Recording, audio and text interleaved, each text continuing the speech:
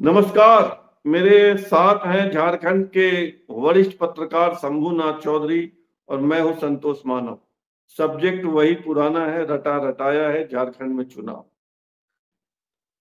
बरहेट में बीजेपी अपना कैंडिडेट क्यों नहीं तय कर पा रही है, जबकि हेमंत सोरेन ने तो नामांकन भी कर दिया।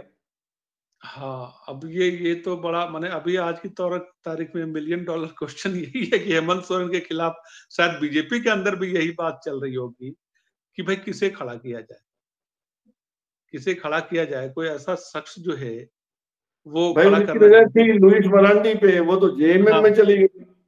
और तो और अब है जेएमएम से कौन उनके पास? जेएमएम से आज कैंडिडेट हो गई डिक्लेयर।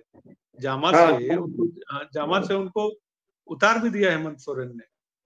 तो अब देखिए, अब मुझे तो लगता है कि देखिए बीजेपी के पास विकल्पहीनता की स्थिति तो है, क्योंकि यह अन्यथा सीएम जो है, जिसके नेतृत्व में चुनाव लड़ा जा रहा है, हेमंत सोरेन गठबंधन के मुखिया हैं, और अगर बीजेपी उनके खिलाफ कोई कैंडिडेट नहीं दे पाती है, मजबूत कैंडिडेट, जिसकी अब कमी दिख रही है, तो इसका मैसेज जो है वो बहुत दूर तक जाएगा। भई आप अगर और आपने किस तरीके की तैयारी की थी, ये सवाल तो उठेगा। भैया चुनाव हेमंत सोरेन के खिलाफ अब चुनाव में लड़ रहे हैं और हेमंत सोरेन के खिलाफ ही कैंडिडेट तय नहीं कर पा रहे हैं। मेरे दिमाग में एक उत्सुकता है।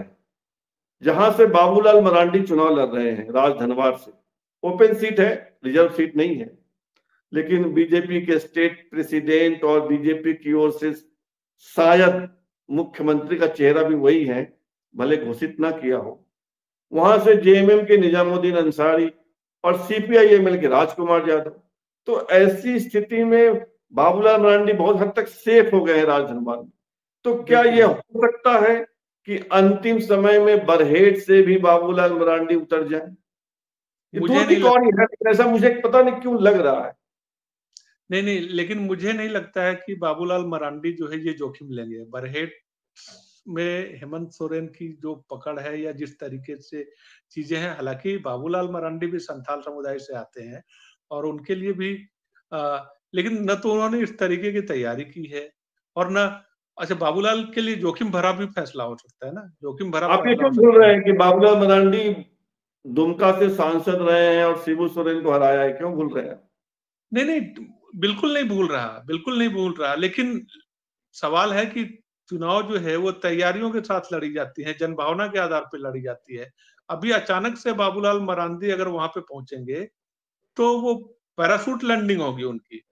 अब उस मैदान से कम दूरी है, पर्टिकुलरली जो है उस मैदान पे। भाई देखिए, बाबूलाल मरांडी बैट्समैन है, आप उनको बॉलिंग के मोर्चे पे तैनात कर देंगे तो मुश्किल तो होगी, आसान नहीं है। अच्छा बाबूलाल के लिए भी तो बड़ा जोखिम भरा है ना। ये आखिरी है कि वो चाहते हैं कि हाँ सीएम के तौर पे प्रोजेक्शन हो। अगर बाबूलाल वहां से चुनाव हार गए अब तो सीएम पद पे तो जो है, अगर मान लिया बीजेपी जीत जाए और उस सीट से हार जाए, तो सीएम पद पे बाबूलाल का प्रोजेक्शन जो है उस पर भी तो असर पड़ेगा। बाबूलाल बाबूलाल आसानी से स्वीकार कौन कर लेंगे। कौन कौन हो सकता है?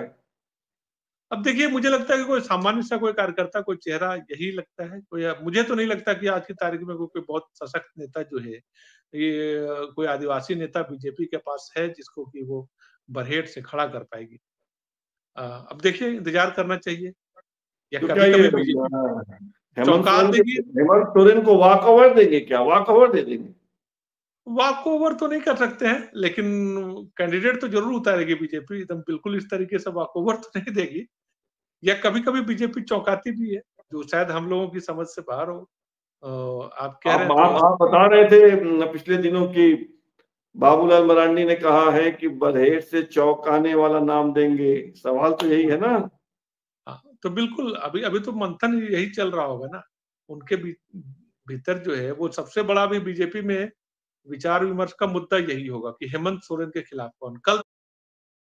तो ये थे झारखंड के वरिष्ठ पत्रकार शंभूनाथ चौधरी, जो हमें बता रहे थे कि झारखंड में चुनाव के दौरान क्या कुछ हो रहा है।